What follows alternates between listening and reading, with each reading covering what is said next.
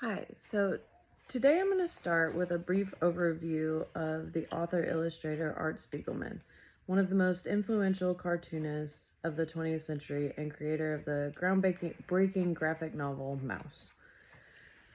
And apparently it's becoming a theme that I don't have a physical copy of the book that I'm discussing. This time I lent Mouse to my little brother.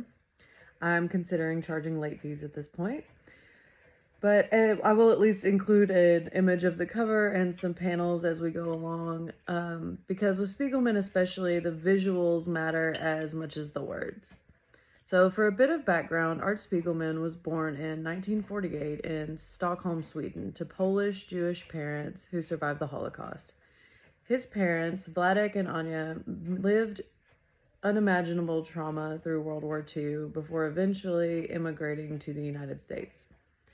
He grew up in New York, and although he didn't initially set out to be known as the Holocaust cartoonist, his parents' experiences profoundly shaped his identity and eventually his work. So he began his career in underground comics in the 60s and 70s. At the time, comics were largely dismissed as childish entertainment, like superheroes, little news strips, humor magazines. But he helped push the medium in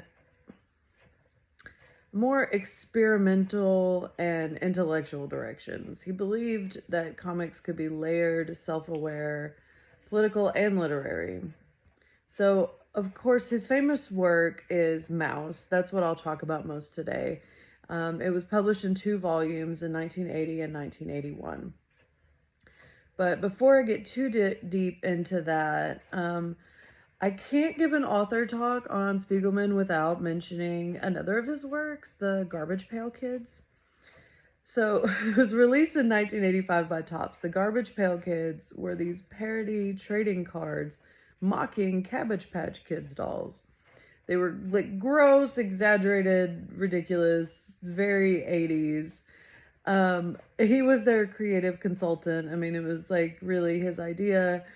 But I don't think even he knew how much of the occult following that they would gain. They're like these gross little characters with pun names.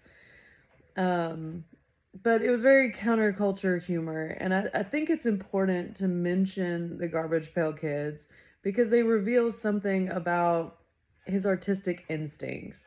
He liked to poke fun at the mainstream and challenge good taste.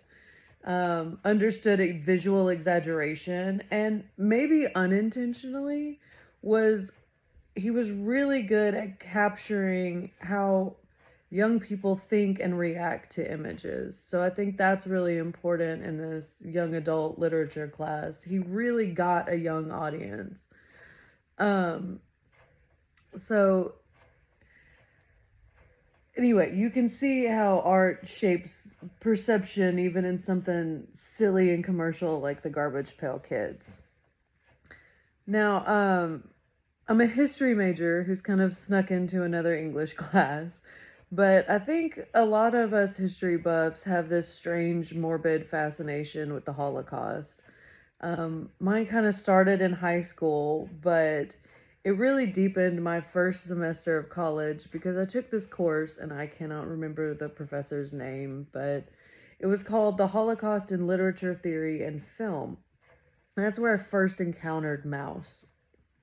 I'd never even picked up a graphic novel before. It wasn't really my thing. Comic books, it just wasn't my deal. So I didn't know how to approach it at all, much less how to approach it academically. But Mouse completely changed how I saw the genre and graphic novels in general. So, to elaborate a little bit more on that, at its core, Mouse tells the story of Spiegelman's father and his survival during the Holocaust. It's not just this historical retelling, because it goes back and forth between him learning the story and giving you like reenactments of what happened to his father. So it's about memory, trauma, guilt, the complicated relationship between father and son. because yes, it moves between his father's experiences during World War II, and Spiegelman's present day conversations with his father, trying to document those memories.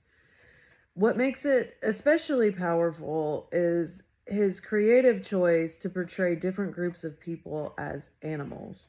So Jewish characters are drawn as mice, Germans are cats, Poles are pigs, Americans are dogs. And at first glance, it seems too simple, too cartoonish, but that simplicity is intentional and really layered. First, the predator prey image reinforces that Nazi ideology. The Nazis infamously referred to Jewish people as vermin.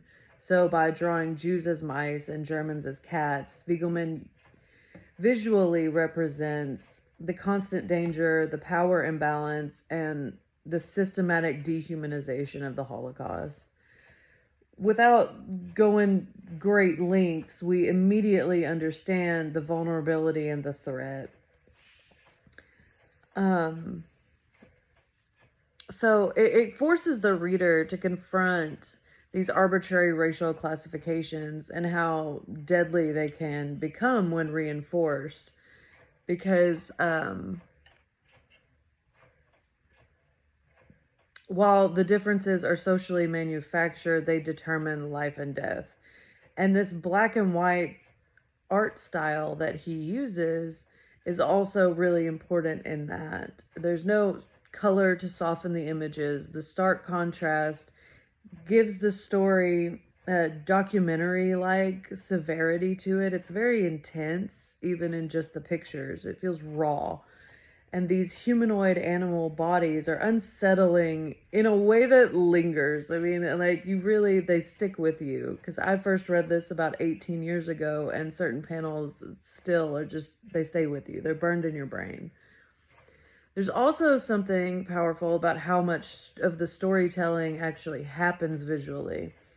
One of the scholarly articles that I read by Wittig points out that readers often focus primarily on captions and speech balloons in graphic novels, forgetting to truly read the images.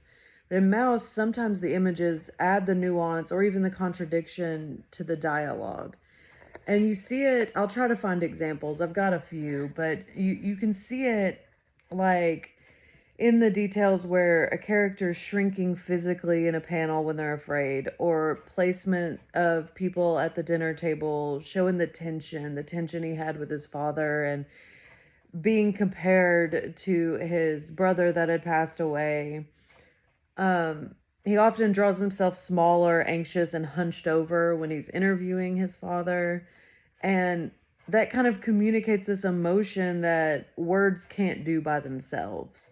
You know, you really got to look at the whole picture.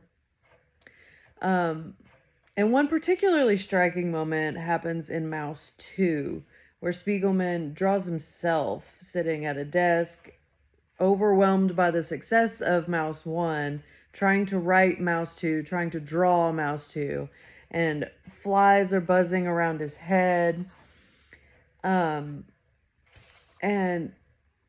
we see everything that's overwhelming him in his life and him getting fully absorbed into what he's writing. The final panel, he's sitting atop all of the dead mouse bodies. It's disturbing. The image is disturbing, but it suggests that the story carries a weight, that survival and representation come with a guilt that he's carrying. Like it's his responsibility to write this story, but he has this survivor's guilt too. It also reminds us that there's more than one kind of survival happening. His father, Vladek, survived physically, but Art survives as the inheritor of this trauma with the burden. So, I could talk all day on the graphic novel itself, but not to go much further than that. It is the first graphic novel to win a Pulitzer Prize in 1992. And that's monumental because it validates comics as serious literature. It's got to give Spiegelman himself some kind of validation. It demonstrates that graphic storytelling can address historical trauma with intellectual and emotional depth equal to any traditional novel. He didn't stop at Mouse. He was a longtime contributor to The New Yorker, created many covers addressing political and cultural tensions. After September 11th, notably, published In the Shadow of No Towers, reflecting on fear and grief in New York City.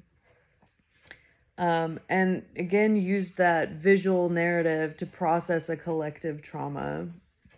Ultimately, he transformed how we view comics overall, elevated this medium without stripping it of its visual power, and proved that the combination of words and images is not lesser than prose. It's different and in some cases more layered. So Spiegelman is not simply a cartoonist. He's a major literary figure that helps teach us not only about the Holocaust, about how trauma passes through generations, but how even the simplest drawings can carry the heaviest truths.